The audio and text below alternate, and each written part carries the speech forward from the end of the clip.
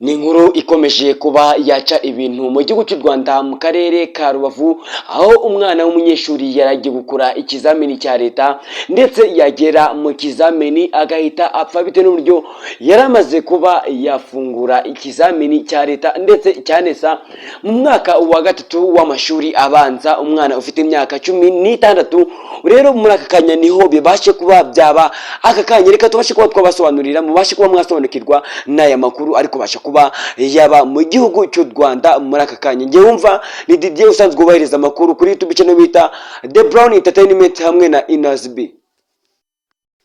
N'umwana w'imyaka 16 bamwita Aline, yiga mu mwaka wa gatatu w'amashuri abanza mu karere ka Rubavu. Rero akomeje kuba yakikikanisha ibintu ku mbuga nkoranyambaga zitandukanye ndetse n'amakuru ari gukwirakwira ahantu hose ahari hose ndetse naho wabashe kuba wabisanga hose. N'umwana rero ngo yabashe kuba yagira ubwoba mu kizamini birangira ahaburiye ubuzima. Ese byabashe kuba byatangira gute kugira ngo ubashe kuba wasobanukirwa wowe mudahwema kudukurikirana ku mbuga nkoranyambaga zitandukanye? Nta kindi tugusaba no gukanda ku buto ya subscribe kugira dukomeze kuzamura umuryango mugari wa The Brown Entertainment. Rero nta makuru tugiye kubasha kuba twabasesengurira muri ako kanya. Rero hari mu gitondo mu masaha ya mu gitondo umwana akibasha kuba yaje gukora ikizamini cya leta. Muzi ko babasha kuba batangira mu masaha ya saa 3. Umwana rero yari ari wabo, ababyeyi biwe batangira kubona umwana ari gutitira ndetse afite ubwoba bwinshi cyane, ndetse umubyeyi we abasha kuba yamwegera amubaza ikintu kiri kubasha kuba cyatuma yabasha kuba yagira ubwoba bwinshi cyane kandi atarabasha kuba yagera mu kizamini.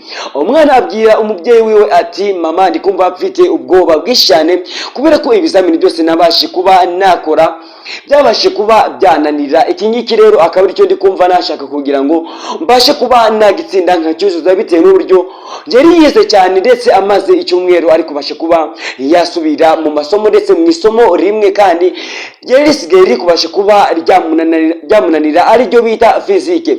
Rero umwana mu bisanzwe yumvaga isomo rya physique cyane ndetse bihambaye, ariko bitewe n'uburyo yakoze etide cyane yinanije ubwonko yakomeje kuba yagira ubwoba bwinshi cyane kandi ataraza no mu kizamini. Bikomeza kuba byavuga yuko rero uyu mwana akimara kuba ari wabo yari afite ubwoba bwinshi cyane kandi ari gutitira atarajya mu kizamini. Birabayobera ababyeyi biwe.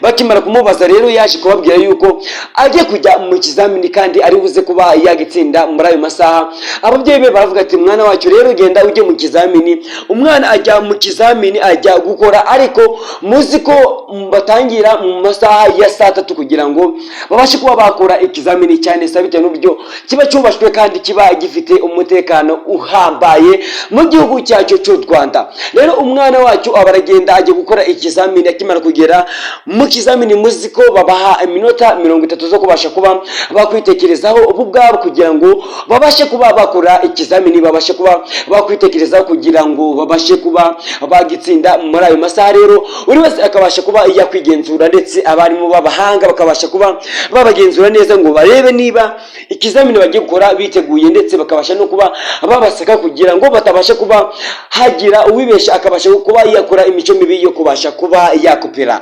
Muri ayo masaha rero umwana we yari afite ubwoba burenze cyane, abasha kuba yasohoka ajya hanze ahantu hiherereye cyane, arapfukama arasenga aravuga ati umfashe mbashe kuba natsinda kino kizamini, ariko afite n'ubwoba bwinshi cyane. Yo ni ibintu rero bibabaje. Iyi nkuru irakomeje ntabwo irasozwa. Mwibutse gukanda ku buto ya subscribe. Rero uyu mwana mu minota basanzwe babahereza 30 zo kugira ngo babashe kuba baruhuka ndetse babashe kuba bitekerezaho we, ariko bashe kuba yahora arasohoka akajya kwiyambaza Uwiteka, ariko anafite ubwoba. Hanze rero abapolisi bashinzwe umutekano hanze mu bizamini babashe kuba mubaza, aravuga ngo nta bwoba afite, ariko bitewe n'uburyo rafitemo ubwoba bagiye bamubonamo ari gutitira.